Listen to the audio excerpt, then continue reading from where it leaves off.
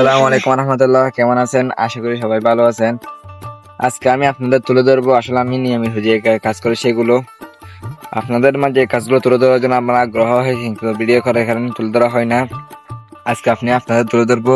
আসেন আগে প্রথমে ছাগল এবং গরুর ঘাস কাটতে হবে, সেটা করে নিয়ে আসেন। পাশাপাশি আমাদের গ্রামের সৌন্দর্যতা উপভোগ করুন।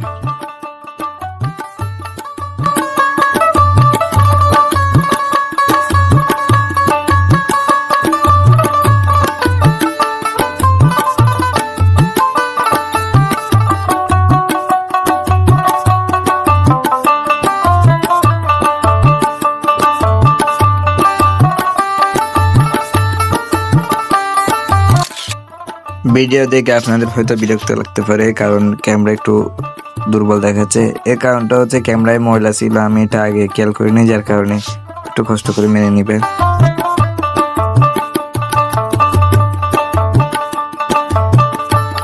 নিয়মিত আমি ঘাস কাটি হচ্ছে হালদা নদীর পাড় থেকে, কিন্তু ওইখানে অনেক অতিরিক্ত পরিমাণ পানি হওয়ার কারণে অনেক বেশি কাদা হয়ে গেছে, যার কারণে যে আমাদের পাশে যে দিঘিটা আছে ওইটার পাশ থেকে আজকে ঘাস কাটলাম।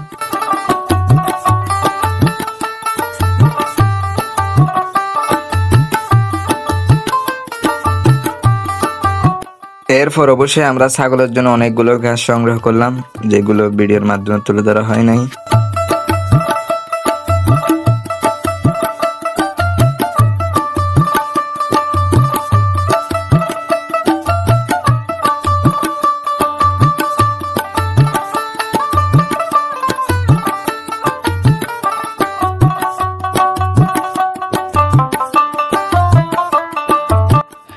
গ্রামের সৌন্দর্য উপভোগ করতে করতে ভিডিওটা এইখানে শেষ করলাম।